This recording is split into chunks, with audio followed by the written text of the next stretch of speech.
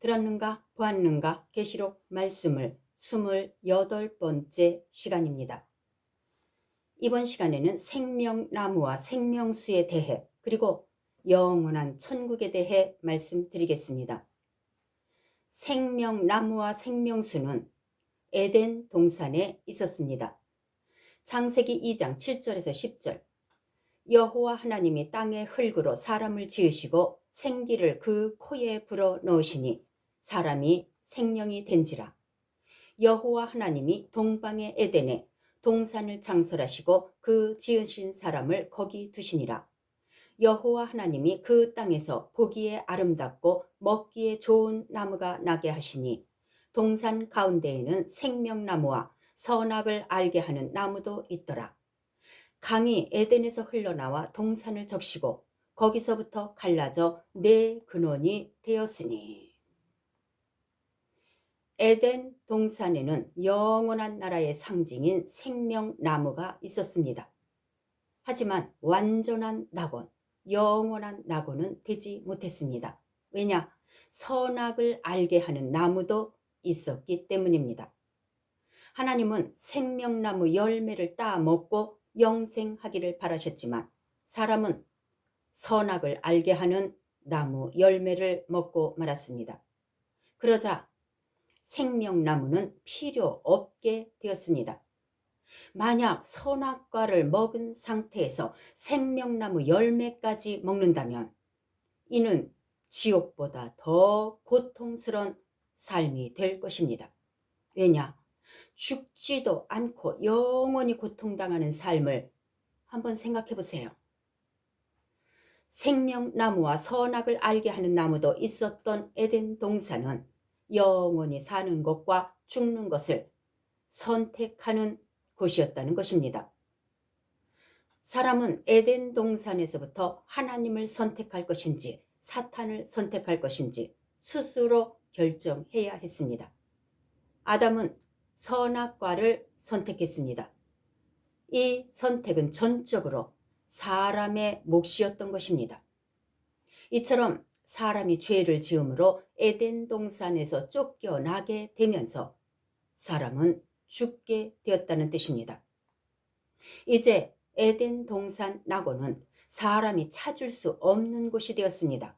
당연히 낙원과 세상은 분리되었습니다. 그러므로 첫째 낙원 에덴 동산은 하나님의 말씀을 믿고 행하는 사람을 찾아내는 곳이었다면 둘째 낙원은 하나님의 말씀만 믿고 행한 사람만 영원히 사는 곳이 된 것입니다. 에덴 동산의 생명나무가 어떻게 살 수 있었을까요? 생각해 보신 적 있으십니까? 물 없이 살 수 있는 나무는 없습니다. 그럼 생명나무는 어떤 물이 있어야 살 수 있을까요? 생명나무는 생명수가 있어야 살 수 있는 나무입니다. 그럼 선악을 알게 하는 나무는 어떤 물로 키운 나무일까요? 이 세상 물로 키운 나무입니다. 마셔도 목마름이 계속되는 물, 사람이나 동물, 나무도 제때 마시지 못하면 목말라 죽는 물, 세상 물을 공급받아 키운 나무이고 열매입니다. 때문에 세상 물을 마신 이 세상 모든 생물은 목마르고 때가 되면 죽습니다. 에덴 동산에 있었던 생명수와 생명나무는 어디에 있을까요? 하나님 나라에 있습니다. 계시록 22장 1절에서 2절 또 그가 수정같이 맑은 생명수의 강을 내게 보이니 하나님과 및 어린 양의 보좌로부터 나와서 길 가운데로 흐르더라. 강 좌우에 생명나무가 있어 12가지 열매를 맺되 달마다 그 열매를 맺고 그 나무 잎사귀들은 만국을 치료하기 위하여 있더라. 천국은 하나님 보좌가 있는 곳이 천국이고 천국의 상징은 생명수 강과 생명나무입니다. 그럼 생명수 강의 근원지는 어디일까요? 생명수의 근원지는 하나님과 어린 양의 보좌입니다. 이 보좌로부터 생명수가 흐르기 시작해서 강을 이룹니다. 강 좌우에 생명나무가 있어서 12가지 열매를 달마다 맺습니다.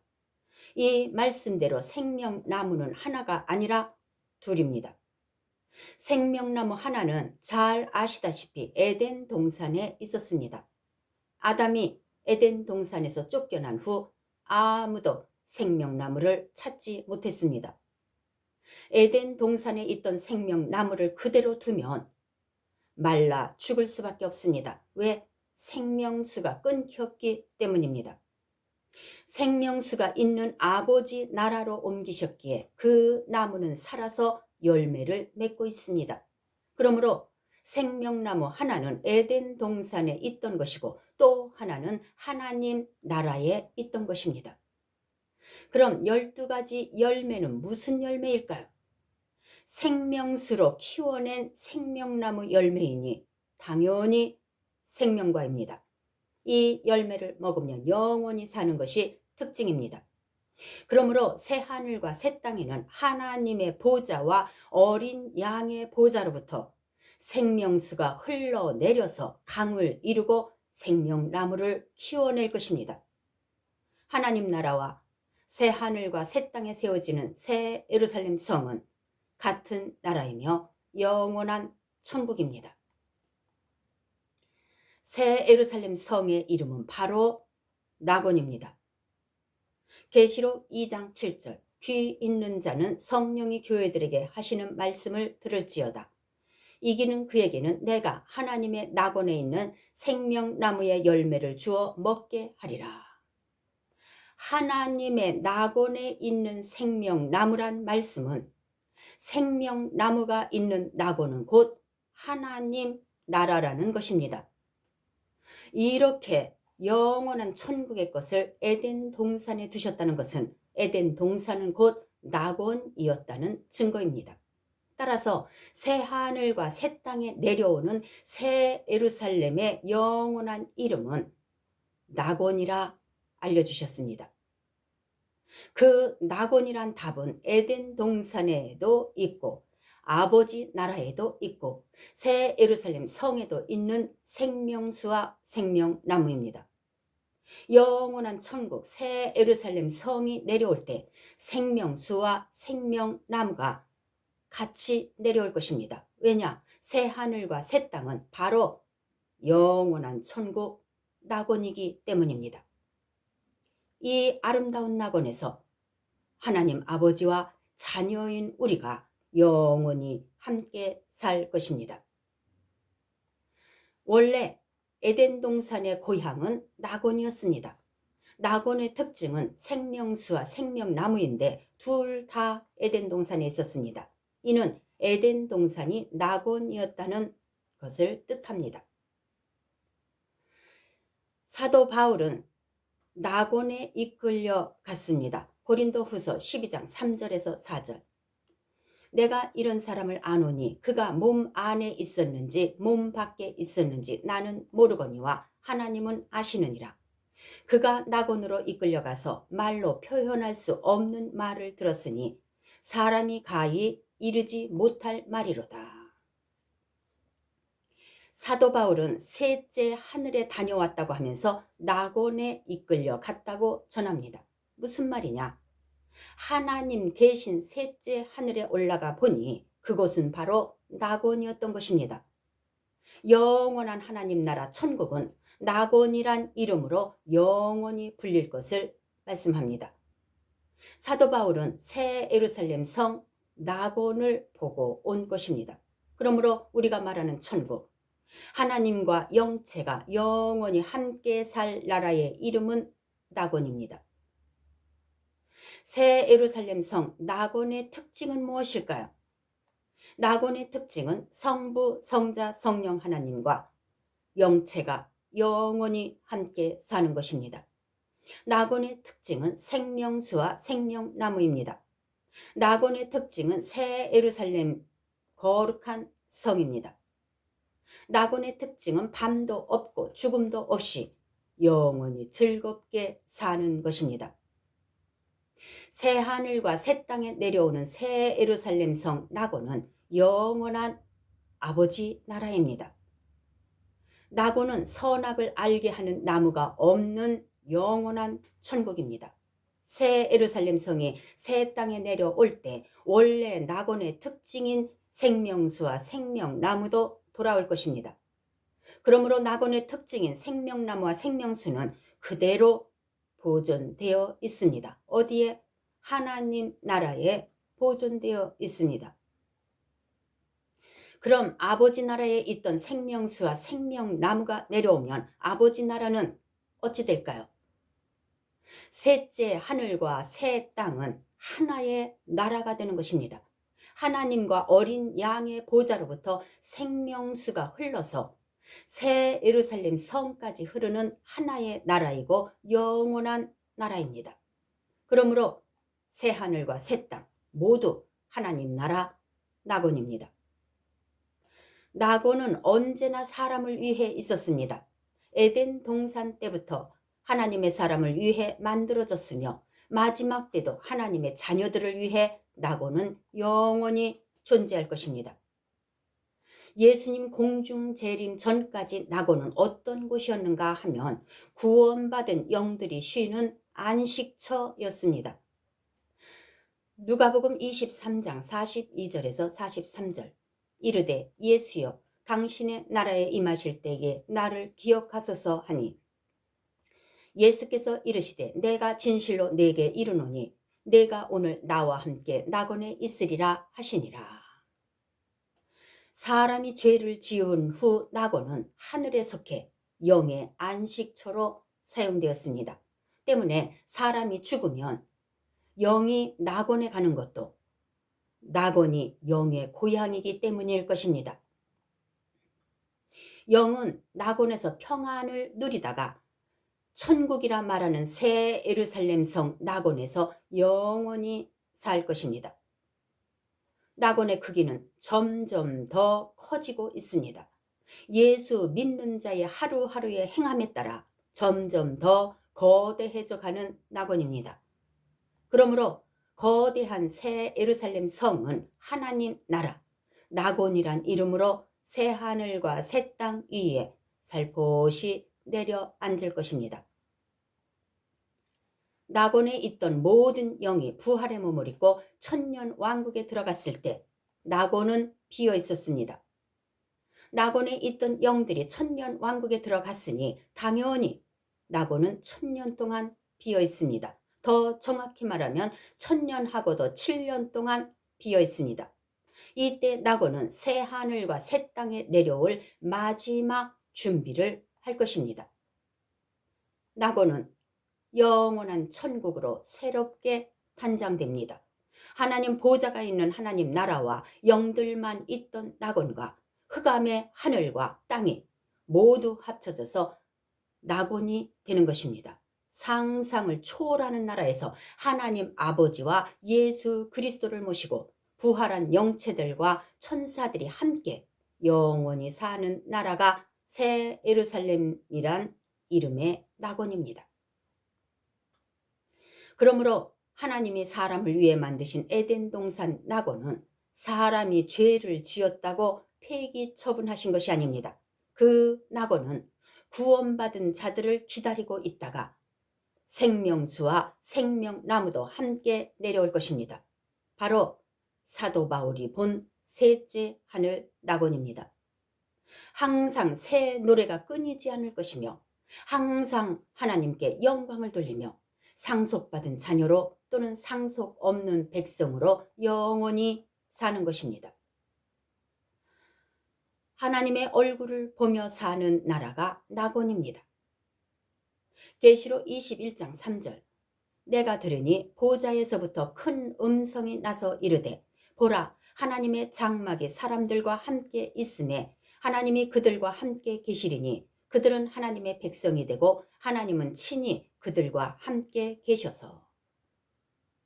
계시록 22장 3절에서 5절 다시 저주가 없으며 하나님과 그 어린 양의 보좌가 그 가운데 있으리니 그의 종들이 그를 섬기며 그의 얼굴을 볼 것이요 그의 이름도 그들의 이마에 있으리라. 다시 밤이 없겠고 등불과 햇빛이 쓸데없으니 이는 주 하나님이 그들에게 비치심이라. 그들이 세세토록 왕노릇 하리로다. 두 번 다시 누구에게도 저주가 없고 영원히 사는 나라입니다. 세세토록 왕노릇하는 영원한 나라가 다른 말로는 새 예루살렘 성 낙원입니다. 영원히 하나님을 찬양하며 기쁨과 즐거움만 있는 낙원에서 영원 무궁토록 살 것입니다. 이 영원한 나라 낙원에 꼭 같이 가십시다. 바울의 경고의 말입니다. 갈라디아서 3장 3절. 너희가 이같이 어리석으냐? 성령으로 시작하였다가 이제는 육체로 마치겠느냐? 종말 신앙, 승리하는 그리스도인이 되시길 축복합니다. 또한 계시록 말씀을 지켜서 복 있는 자가 되시길 축복합니다. 계시록 22장 7절. 보라, 내가 속히 오리니 이 두루마리의 예언의 말씀을 지키는 자는 복이 있으리라 하더라. 두루마리 말씀, 즉 계시록 예언의 말씀을 덮어두지 말고 깨닫고 지키는 자가 되시기 바랍니다. 그래야 낙원의 복이 자신의 복이 될 수 있습니다. 펼쳐서 읽고 묵상하고 앞으로 될 일들을 믿음으로 준비하는 자가 복된 자입니다.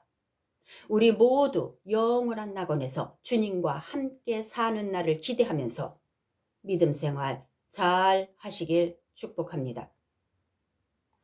이제 계시록 말씀은 7 교회에 대한 말씀만 남았습니다. 마지막 때를 살아가는 그리스도인들에게 당부의 말씀과 함께 꼭 알아야 하는 말씀들을 전하겠습니다. 영체의 영적 수준은 어디까지 올라가야 할까? 범사에 그에게까지 자랄지라. 베드로전서 1장 15절에서 16절. 오직 너희를 부르신 거룩한 이처럼 너희도 모든 행실에 거룩한 자가 되라. 기록되었으되 내가 거룩하니 너희도 거룩할지어다 하셨느니라. 에베소서 4장 13절. 우리가 다 하나님의 아들을 믿는 것과 아는 일에 하나가 되어 온전한 사람을 이루어 그리스도의 장성한 분량이 충만한 데까지 이르리니 15절. 오직 사랑 안에서 참된 것을 하여 범사에 그에게까지 자랄지라. 그는 머리니 곧 그리스도라. 하나님은 우리가 그리스도처럼 거룩하고 온전하게 장성하기를 원하십니다.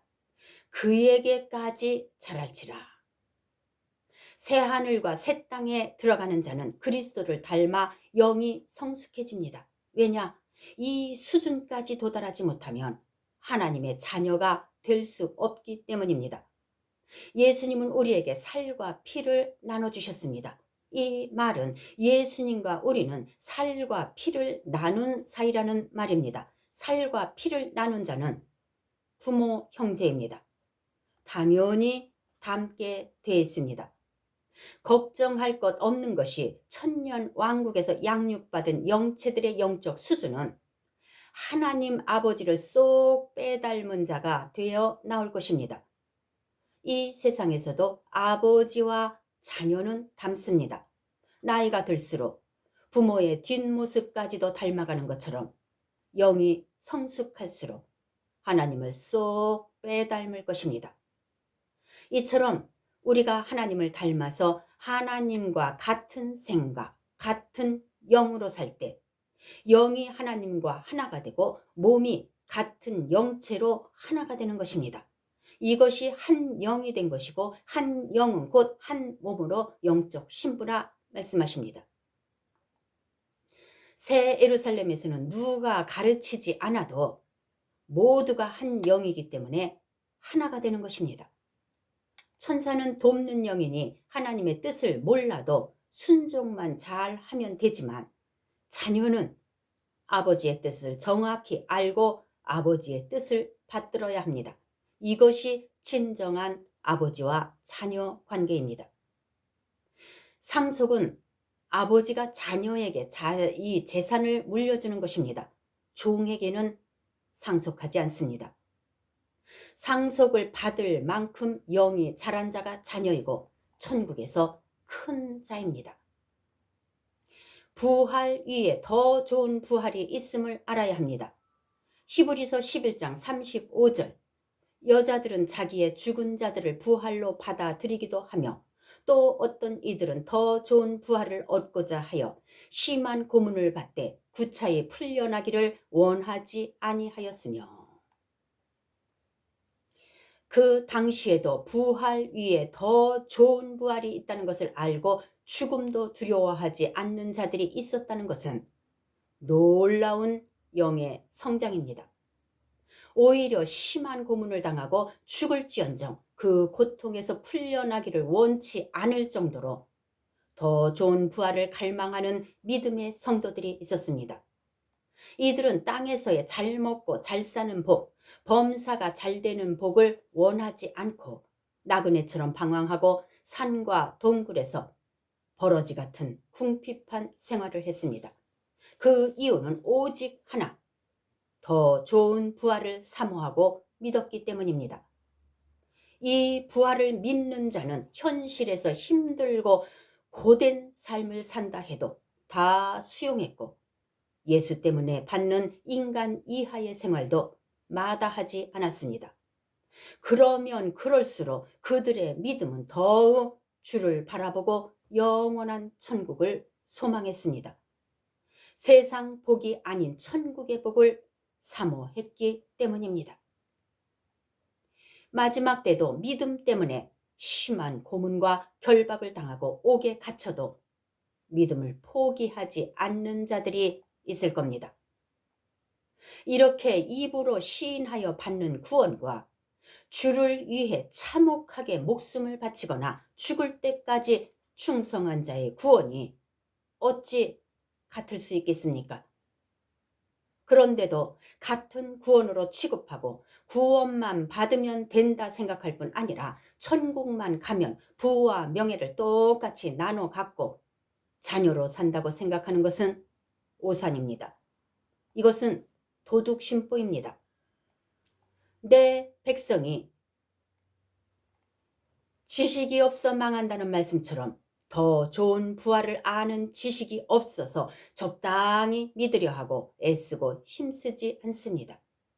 그러므로 더 높은 곳을 향해 믿음의 발걸음을 옮기지 못하고 안주하는 그리스도인들이 많은 줄 압니다.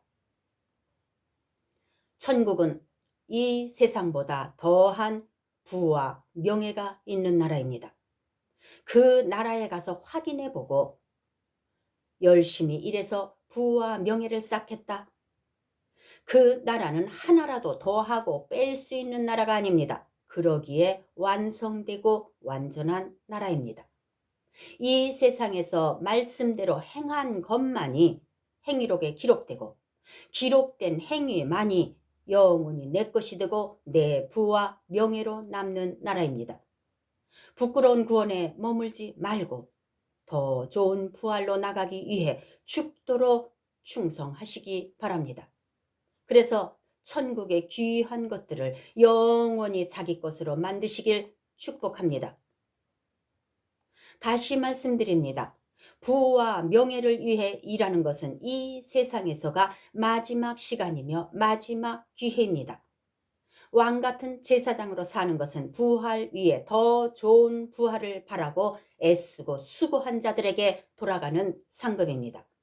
이 행함은 이 세상에서만 쌓을 수 있다는 것을 꼭 기억하세요. 이렇게 충성한 것은 누구도 빼앗아갈 수 없는 영원히 내 것입니다. 성경 말씀에 어긋나지 않는 한 충성하시기 축복합니다. 구원에도 단계가 있습니다. 더 좋은 부활을 믿고 바라는 신앙은 이 세상에서 범사가 잘 되는 복만을 원하진 않을 겁니다. 영의 눈이 뜬 자는 세상 복을 포기하고라도 낙원 중에서도 도성의 삶을 바라볼 것입니다.